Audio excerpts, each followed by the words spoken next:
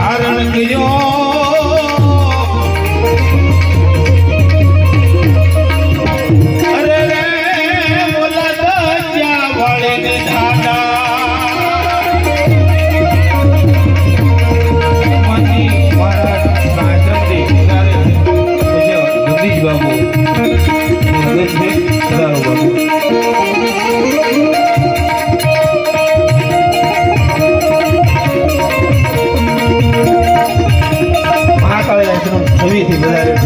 બાબુ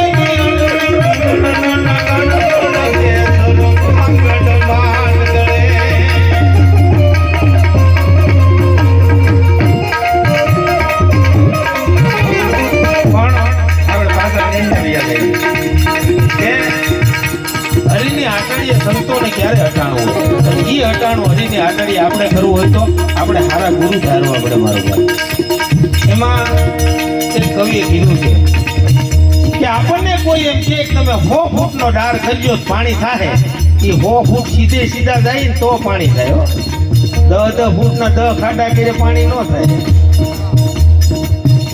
ઘડી કા ગુરુ કે ઘડી બદલી નાખ્યા મેં આમાં ખાયું નહીં એમ ન થાય પણ મારતોય તું અને ધારતોય તું એની વાત છે જેને ઘણી જિંદગીમાં ધારી લીધો એનો બાપુ એક પ્રસંગ નાનો એવો એક રૂખી વાળવા વાળો અને એમાં રાજ અને રાજની કુંવરીનું નામ ચંદ્રમુખી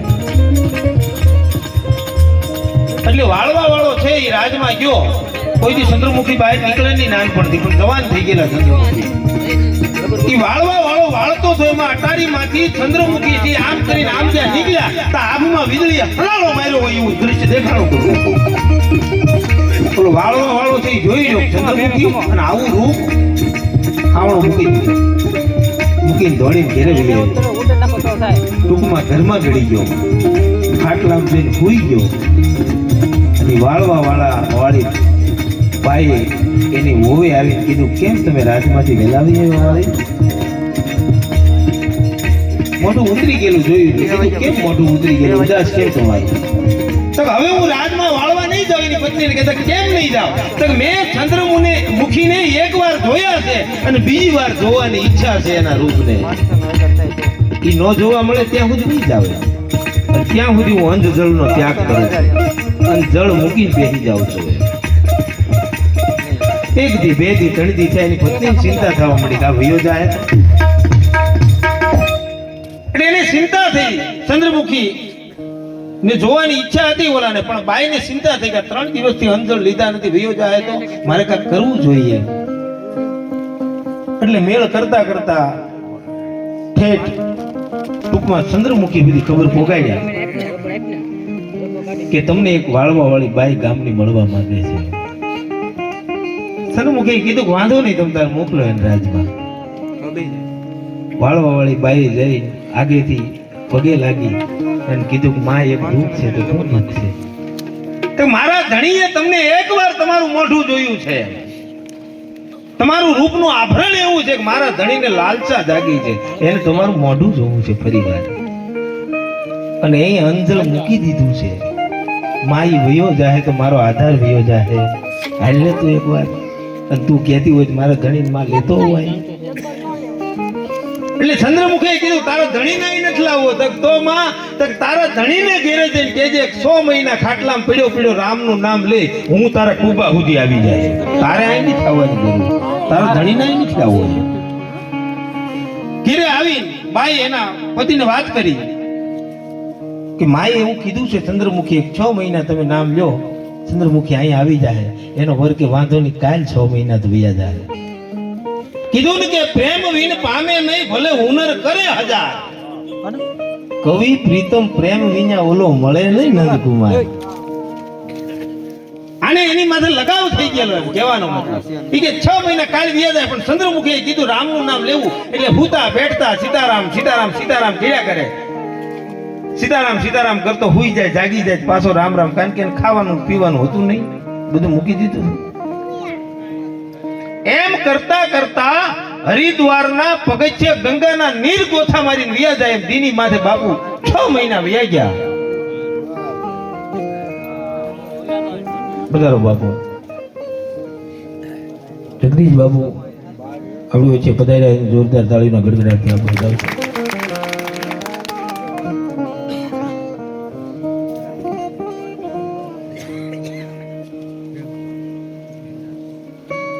મહિના ટૂંકમાં વયા ગયા અને 6 મહિના વયા ગયા પછી ચંદ્રમુખી છે ઈ રાજમાંથી ધીરે ધીરે ડગલે હાલ્યા અને આવીને રથમાં બેઠા. એટલે ગામને એમ છું કે ચંદ્રમુખી કોઈ દી રાજની બહાર નીકળે નહીં, ના એકલા રથમાં બેહીને ક્યાં જાય. એટલે ગામ બધું જોવા નીકળ્યું. ચંદ્રમુખી રથમાં એકલા બેઠા ને હાથે રથ હાકી આ માણા ગરીબ માણા જ્યાં કુબો વાળી રહેતો હતો એના કુબા સુધી ગયા. એની વહુ છે એ ભાણા ઉટકતી હતી, એની નજર જ્યાં પડી કે આ તો ચંદ્રમુખી આવ્યા, હાથમાંથી ભાણા પડી ગયા. મારી માં આવી કરતા પગમાં પડી ગયા.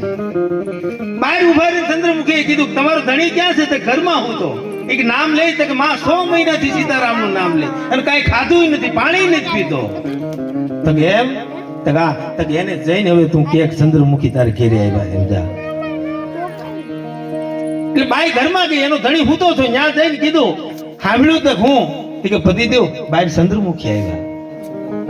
ઓલાએ ધ્યાન ન દીધું, સીતારામ સીતારામ. બીજી વાર બાઈએ કીધું કે ધણી બહાર ચંદ્રમુખી આવ્યા.